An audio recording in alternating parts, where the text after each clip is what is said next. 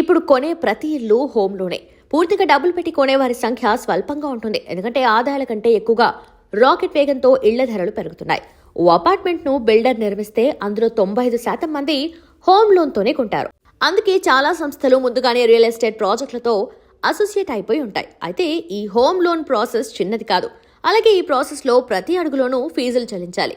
అందరూ processing fee చెల్లిస్తే చాలనుకుంటారు, కానీ లెక్కలేనన్ని రుసుములు చెల్లించాల్సి ఉంటుంది.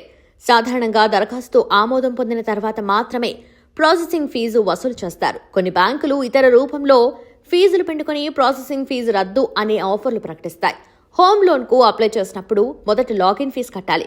ఇది నాన్ రిఫండబుల్ ఫీజు. బ్యాంకుల్ని బట్టి గరిష్టంగా 6,500 వరకు వసూలు చేస్తాయి. స్టాంప్ పేపర్ వంటి లీగల్ డాక్యుమెంట్లను సిద్ధం చేయడానికి ఛార్జీలు చెల్లించాలి.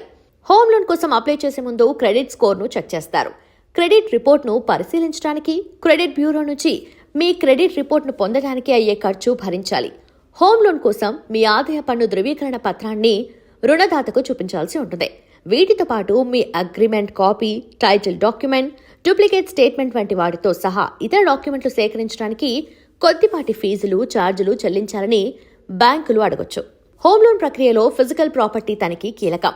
ఆస్తి విలువను నిర్ణయించడానికి, లోన్ మొత్తాన్ని ఆమోదించడానికి బ్యాంకులు, హోమ్ లోన్లు ఇచ్చే సంస్థలు ఆస్తిని తనిఖీ చేస్తాయి. వీటికయ్యే ఖర్చుతో పాటు memorandum of deposit of title deed charge చెల్లించాలి. ఇవి కాక మరికొన్ని కంపెనీ ఛార్జీలు వసూలు చేస్తారు.